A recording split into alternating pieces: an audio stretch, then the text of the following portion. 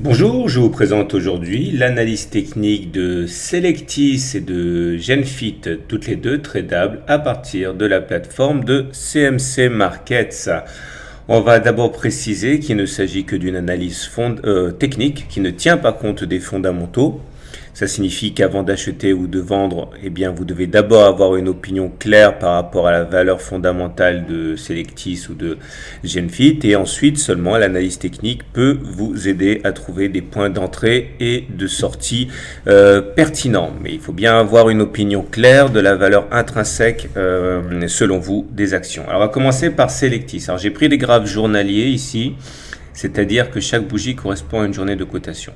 Comme vous pouvez le voir, pour l'instant, Selectis est encore en tendance baissière. Elle est en tendance baissière parce que regardez, les pics sont descendants, les creux sont descendants, et tant qu'il en sera ainsi, selon cet indicateur, on est en tendance baissière, ce qui est confirmé par la moyenne mobile à 150 périodes. Voyez-vous, quand on est en dessous d'une moyenne mobile à 150 périodes qui descend, on est en tendance baissière. Une accélération haussière pourra intervenir au moment où on casserait cette moyenne mobile à 150 périodes, mais on voit que la précédente tentative n'a pas été couronné de succès. Pensez donc à mettre la moyenne mobile à 150 périodes sur vos graphes et repérer un passage éventuel au-dessus de cette dernière. Alors, un troisième élément intéressant à suivre, c'est pour Selectis, l'Ichimoku. Alors l'Ichimoku, ce qui nous importe surtout, c'est de regarder la situation par rapport au nuage. Et ça, c'est intéressant parce que c'est un petit peu précurseur, peut-être, de ce qui pourrait se passer, puisqu'on est dans le nuage. Et quand on est dans le nuage, on n'est plus en tendance baissière. On n'est pas encore en tendance haussière, on est en tendance neutre. Et regardez comme une fois qu'on est... Regarde, le nuage, c'est la zone qui est un petit peu plus sombre. Là. Quand on est passé en dessous du nuage, on s'est retrouvé dans une situation de grande vulnérabilité aux attaques. Mais si on arrivait à passer au-dessus, ce serait sans doute l'inverse. Et pour l'instant, on est dans le nuage. Donc c'est la fin de la tendance baissière au regard du système de l'Ichimoku. C'est intéressant. Malheureusement, chacune des courbes, la Tenkan et la Kijun, eh bien, représente des difficultés à passer. Et là, on voit bien qu'on n'a pas réussi à s'affranchir de la Tenkan sur la séance du 15 mars. Espérons que ce soit pour la prochaine fois. Graphiquement, je pense qu'il faut surtout bien remarquer qu'on est à l'intérieur de biseaux descendants, enfin qu'on vient de s'en extraire. Ça, c'est un biseau descendant, ça, c'est un autre biseau descendant. C'est-à-dire que quand vous avez deux obliques qui descendent et qui convergent, vous êtes dans un biseau descendant. Il faut savoir que ça se casse plus souvent par le haut que par le bas. C'est ce qui s'est passé ici et ce qui s'est passé aussi là. Et les objectifs sont intéressants parce qu'il s'agit d'aller chercher généralement tous les points auxquels on a accroché le biseau par le haut. Vous voyez que cet objectif a été touché très rapidement ici et là. Et si on s'en tient à cela, eh bien le prochain objectif serait au regard de cet outil d'aller chercher un niveau équivalent à peu près aux 28-29 euros.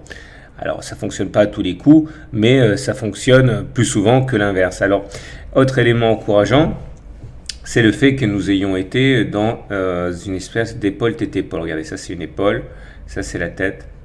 Et ça, c'est l'autre épaule. Et ça, c'est notre ligne de coup. On est un petit peu scoliosé, mais ça marche aussi. Et l'objectif, une fois qu'on est sorti par le haut, c'est d'aller chercher deux objectifs suivants. Premier objectif, aller chercher la hauteur de la dernière épaule que l'on reporte au-dessus du point de cassure. On voit que ça a été touché au point près. C'est ça qui explique d'ailleurs un peu la faiblesse maintenant. Et il existe un deuxième objectif qui est touché moins souvent, mais quand même touché assez souvent. C'est la hauteur de la tête. Et ça nous enverrait une fois de plus vers les 20, et 25, 26, 27 et plus, donc aux alentours de 27 euros. Mais pour ça, il faudrait déjà s'affranchir de ce précédent plus haut là à 24 euros. Donc, si vous voulez plutôt acheter du Selectis parce que vous pensez qu'elle vaut plus que 22 euros, je pense qu'un bon point d'entrée intéressant serait le passage au-dessus de la moyenne mobile à 150 jours, hein, bon, aux alentours de 25 euros. Vérifiez bien une bougie de confirmation au-dessus, c'est toujours mieux. Autre point d'entrée intéressant, c'est si on arrivait à passer au-dessus du nuage. C'est-à-dire au-dessus des 24 euros. Là, pareil, une bougie de confirmation, c'est toujours utile et ça pourrait être un bon point d'entrée. Par contre, si vous voulez plutôt spéculer à la baisse ou vendre du Selectis parce que vous pensez qu'on est déjà au taquet avec 22,5 euros, le bon point d'entrée, ce serait d'attendre éventuellement une sortie du nuage par le bas. Ça voudrait dire que la tendance baissière reprendrait. Donc si on descend en dessous de 20-21 euros, allez, on va dire 20 euros, comme ça on tient compte de la Kijun aussi, on casse ce support. Ça sera un bon point d'entrée pour vendre parce que ça risquerait de plonger derrière. On va passer à Ah, GenFit, que voilà. Alors j'ai fait un petit peu plus bref parce qu'il y a pas, il y a moins de choses à dire sur GenFit et puis j'en ai fait une il n'y a pas si longtemps que ça. On va passer par l'Ishimoku pour commencer et on voit qu'effectivement là aussi, comme pour beaucoup de bio et de techno, on est dans le nuage, c'est-à-dire une fois de plus sans tendance. On n'est plus en tendance baissière, c'est déjà ça. Regardez le travail de sap monstrueux sur GenFit une fois qu'on est passé en dessous du nuage, hein, ça a bien plongé. Là, on n'est plus en dessous, on est dedans. Alors, regardez, là, il y a eu deux tentatives successives pour sortir du nuage. Ça a échoué. On est sorti en séance, on a clôturé à l'intérieur. On est sorti en séance, on a clôturé à l'intérieur. Donc, pour l'instant, c'est pas gagné. On est toujours sans tendance. Et autant le dire tout de suite, hein, si vous avez une conviction haussière sur GenFit, il faut vraiment s'assurer que l'on soit au-dessus des 30 euros pendant une ou deux séances, hein, pour se dire que voilà, on est sorti du nuage véritablement. Par contre, si vous voulez spéculer à la baisse sur GenFit, attendez qu'on descende en dessous de 26, que l'on clôture en dessous. Là, il risque d'avoir effectivement une accélération baissière. Mais si on a du mal à évoluer comme ça, à prendre une direction, c'est parce qu'au niveau graphique, on est à l'intérieur d'un triangle symétrique. Regardez. Un triangle symétrique, c'est une oblique qui descend, une oblique qui monte et des oscillations à l'intérieur. Et vous voyez que, eh bien, on peut tout à fait aller jusqu'à 31 et redescendre jusqu'à 25. C'est très ample sans que ce soit significatif puisqu'on est un peu coincé.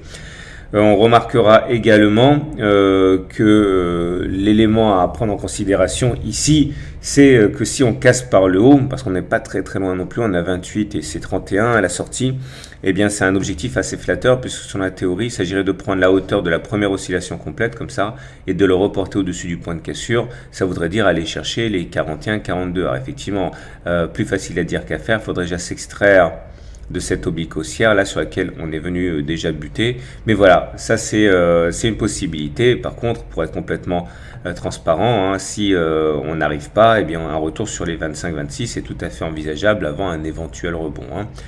On va terminer avec une analyse des indicateurs techniques parce qu'on voit que tout va se jouer sans doute aujourd'hui.